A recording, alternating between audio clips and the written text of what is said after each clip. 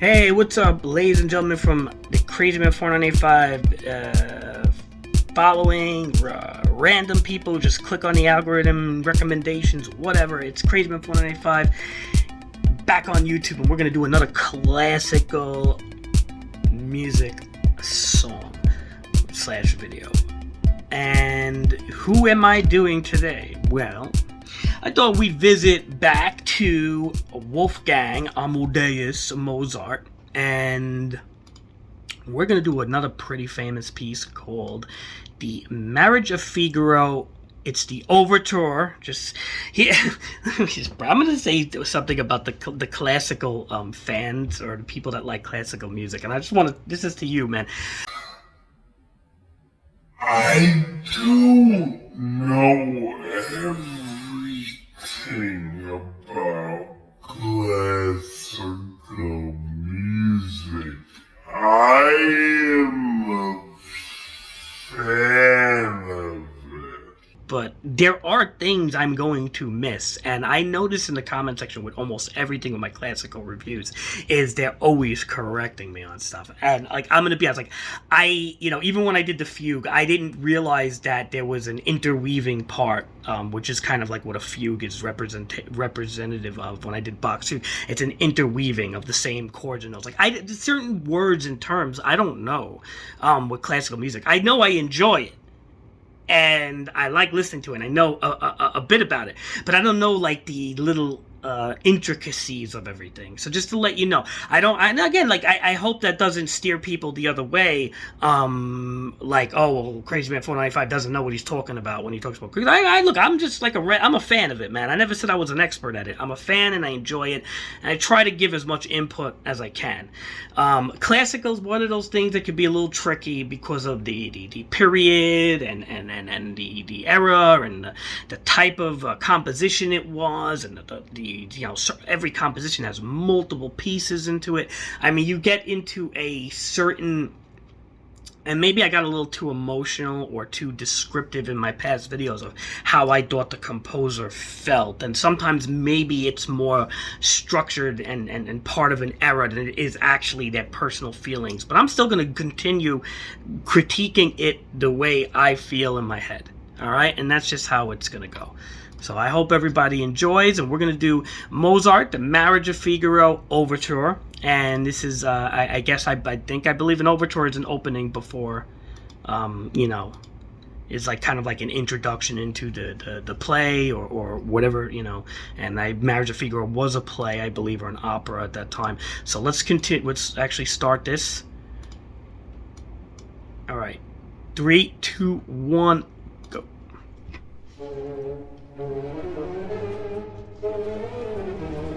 Nice strings in the background.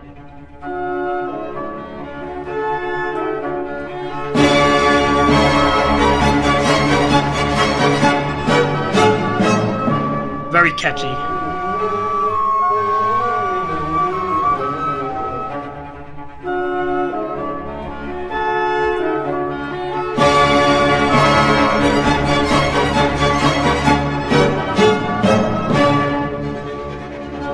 Oh, that build-up is nice. You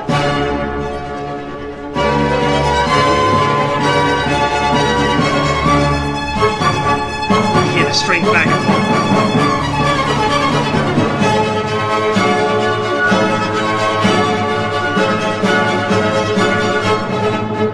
Pause.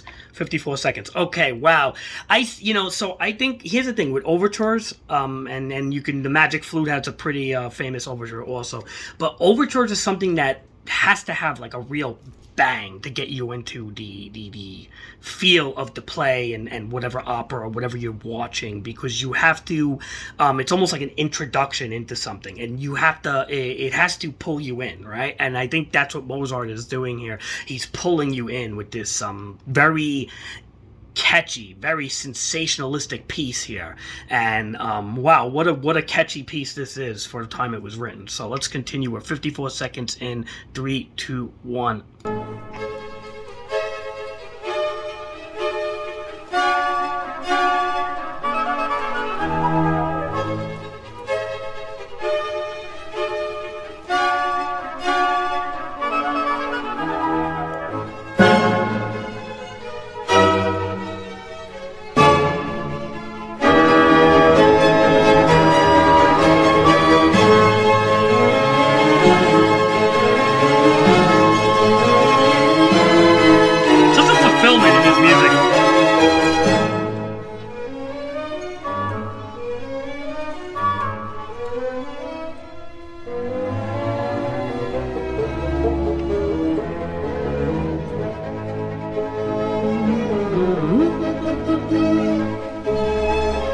strings in the background. It's so good, man.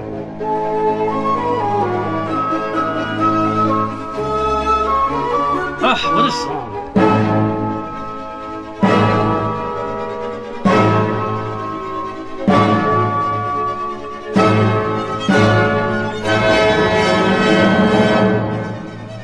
Oof. Back to the, okay, pause it for once. Wow.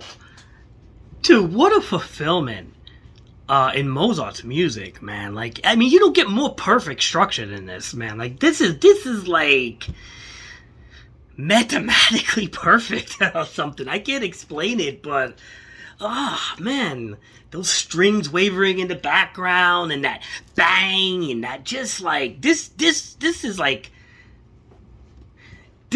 equivalent to like a Backstreet Boys song for the time. You know what I'm trying to say? Like, this is one of those type of songs that would really be, I mean, this is catchy as all hell, man, this Overture. And I gotta say, like, this is and I don't mean Backstreet equivalent like in quality, I'm just saying equivalent to that luring in that catchiness, that like this. Wow, I'm very impressed with this. Let's do, we're 2 minutes and 13 seconds. 3, 2, 1. I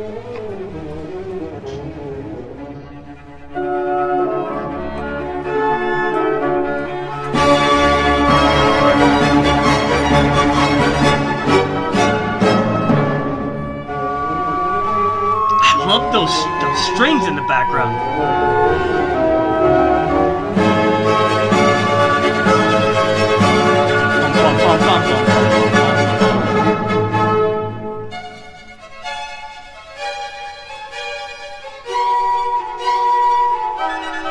Is that a clarinet? That other instrument?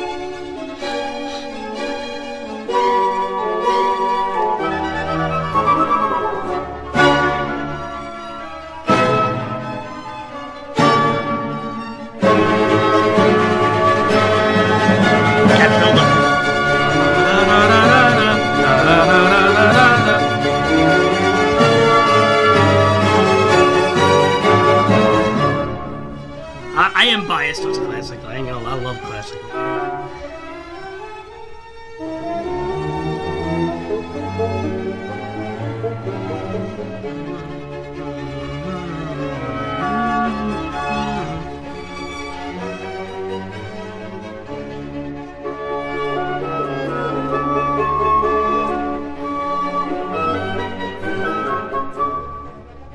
Oof, I think we're going into the ending part, okay.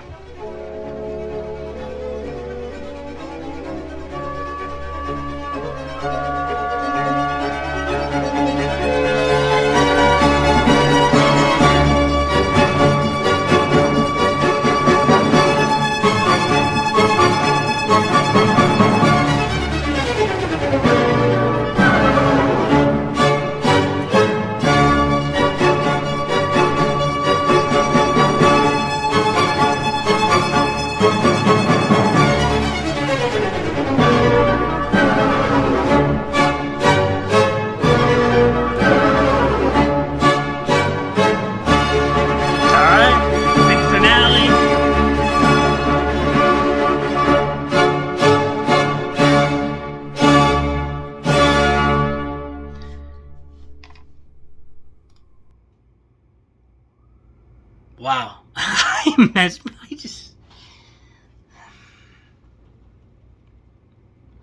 I'm a loss. I always get a loss for words with some of these classical songs, man. I mean, that is unbelievable. Mozart is unbelievable, man. The perfection and structure and that fulfillment in every one of his pieces, especially these famous ones. I believe, and I could correct me if I'm wrong, all right? And this is I think Mozart has 3 very famous pieces, and I think it's in this order. It's Ein Klein Nachtmusik as number 1. I think Marriage of Figaro is number 2. And then if we're going to go into a little bit of a darker realm, we're going to go into the Lacrimosa and the Requiem stuff. But I really feel this might be his second most famous tune when it comes to catchiness and melodic, and just everything about this. This is what a wonderful tune, wonderful piece. And it's the Overture to Marriage of Figaro. It is unbelievable. Structurally, this is as perfect as you're going to get in a classical song. This is just perfect. Now, Mozart doesn't really he's not like Beethoven, where he goes on these like almost like these improv tangents. You know, you don't really feel that from Mozart. Everything about Mozart is like structured so perfectly.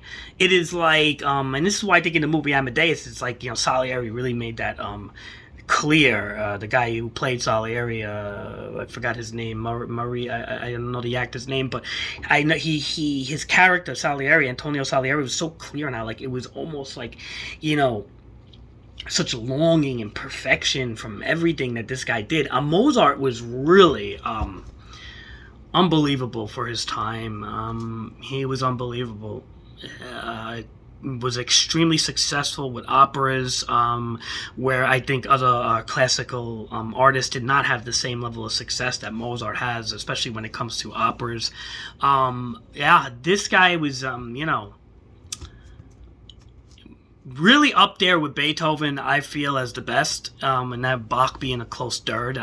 Some people will argue that, and you look at the comments in my Fugue video, and people will say Bach is number one, and that's like, those, like I always said, the three biggest hitters of classical music is as Beethoven, Bach, and Mozart, and that's the BBM, man. Just think of it, BBM. Beethoven, Bach, and Mozart are the three biggest hitters in classical music. I don't care what you say. You can say Chopin, Tchaikovsky, blah, blah, Handel, and then you know, all these other guys you could throw in the mix there. It's Beethoven, Bach, and Mozart. That's it. Those are the three biggest hitters. Not to say that all these other people are fantastic, but this piece alone, You Marriage of Figaro Overture, what a wonderful piece. I got to give this a review score now out of 1 to 10. What am I going to give this piece? It's a short piece. It's not too long. It is the Overture of the opera A Marriage of Figaro. We're going to give this. I thoroughly enjoyed this, and I think the structure was perfect. I'm going to give this a 9.8. It's not going to get a 10. Very hard to get 10s now. Things to get 10, I almost feel it has to stand out a little bit more. But we're only 0.2 away from a 10 here. This is a 9.8. This is pretty damn close. And, how do you stand out more? How do you stand out? It's perfect the way it is. I almost feel if he did try to stand out more, it would ruin the score, because this is how Mozart was, man. He was a very structured, perfect, you know, compositions. He really, again, I rated his, the Mass in C minor was the Cree. I gave that a 10, by the way, so it's not like I won't give Mozart a 10. And now a lot of people will know this song over that song, the Cree, right? And because this is such a popular tune. You listen to this song and you don't even have to know much about classical music to probably have this melody in your head somewhere, whether it's a commercial, something you saw an advertisement. So this is really, I don't give things a 10 based on catchiness. I give things a 10 based on complexity and deepness and everything. I love Beethoven. Beethoven. I love Mozart's Cree, the Mass, and that's probably not for everybody, because that's a little bit on the darker. It's a Mass. It's on a darker tone, but I love that complexity of that, and that's why I gave it a 10, because I really felt the phrasing is like the voice of God in that song, and I really truly believe that. This song is just, this is like his, like I said before, it's like the Backstreet Boys version of Mozart. Like this is the catchy, that catchiness, hook you in. This is the hit single on the album, right? It wouldn't be the Cree. It would be this. This would be the single that would get radio play right here. This is that's how catchy and popular this tune is. And on top of it, I'm not giving this a 9.6 or a 9. I'm giving it a 9.8. Because of how structurally sound this is. If you were to make music, you want to follow in a format like this. You want to have, leading into the chorus, you want bridges, you want all sorts of this. The musical structure around Mozart's songs are so flawless and so perfect that this is something that you should take footnotes on if you're going to make music. If you're going to work on making music, you need to take footnotes on Mozart, man. Not footnotes on Beethoven and other people, because they go on tangents of sometimes long improv-like type of stuff. This is just straight up